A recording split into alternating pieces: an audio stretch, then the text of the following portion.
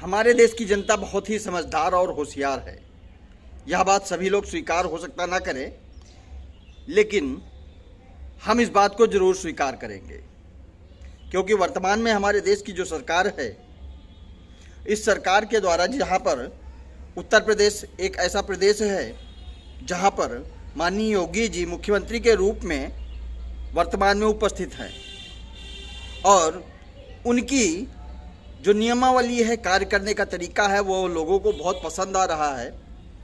लेकिन मेरा मानना यह है कि वर्तमान की जो सरकार है, वह चाहे केंद्र की सरकार हो चाहे प्रदेश की सरकार हो, यह व्यावसायिक वर्ग को ज़्यादा बढ़ावा दे रही है।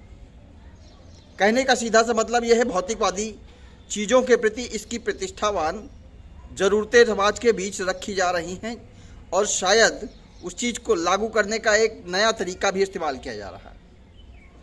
पूरी बात बताने से पहले मैं आप लोगों को एक कहानी सुनाना चाहूँगा, और वह कहानी यह है कि एक गांव में जहां पर कम से कम 400 का आबादी वाला क्षेत्र था और उस गांव में बहुत सारे बंदर थे।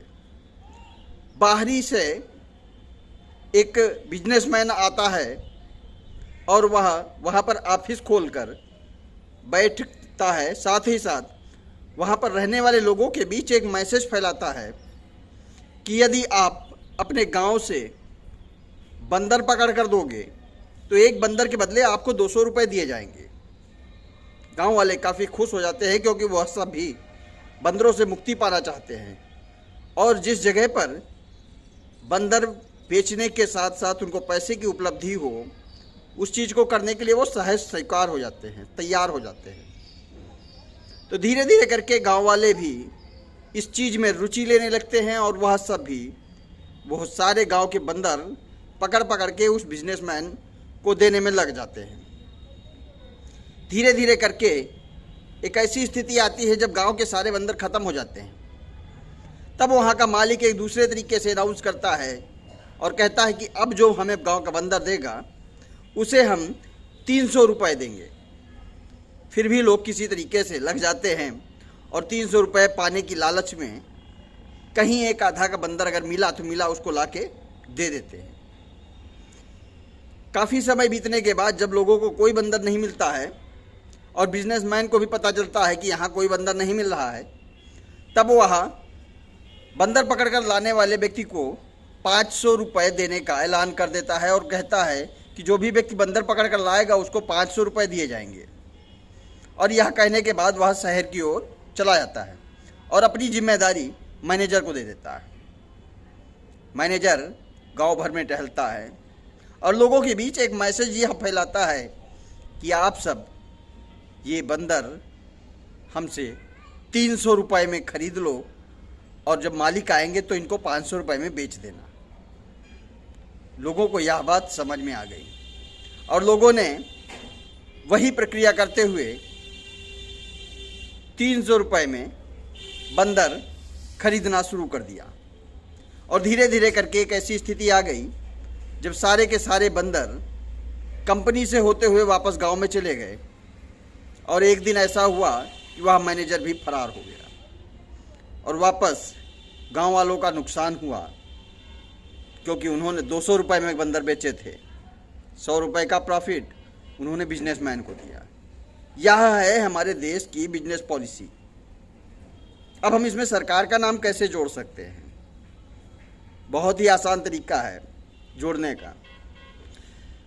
जैसे हमारे देश में जियो की कंपनी जब लॉन्च हुई थी तो सभी जानते हैं कि जियो ने अपने बिजनेस को बढ़ाने के लिए पहले तो लोगों के बीच फ्री मोबाइल का व्यवस्था शुरू की, फिर फ्री सिम की व्यवस्था की जिसमें टॉकिंग पैकेज और नेट पैकेज सभी चीज़ों की व्यवस्थाएं उपलब्ध थी। यह व्यवस्था लाने के बाद अब वर्तमान में यह स्थिति आ रही है कि हमारी सरकार फ्री मोबाइल देने की व्यवस्था को लॉन्च कर रही है। भाई, मोबाइल जो फ्री दिया जा रहा है इसकी कीमत तो आपकी नज़र में कुछ नहीं होगी, लेकिन इसका जो रिचार्ज जाए वह कहाँ जाएगा? और कौन सा गरीब परिवार का फैमिली का सदस्य रिचार्ज कराएगा? आप बता सकते हो? कहने का सीधा सा मतलब यह है कि हमारी सरकार केवल बिजनेसमैन को बढ़ावा देने का प्रयास कर रही है।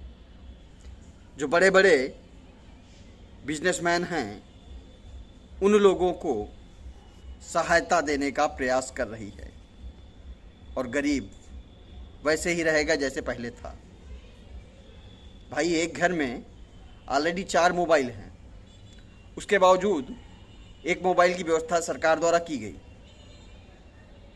अब यह मोबाइल खाली तो रहेगा नहीं। इस मोबाइल को रिचार्ज कौन कराएगा? आप कराओगे। नेट कौन डलाएगा? आप डलाओगे। और धीरे धीरे करके एक ऐसी स्थिति आ जाएगी कि आपकी आदत भी इसी मोबाइल की तरह हो जाएगी और आप इसका प्रयोग करने लगोगे।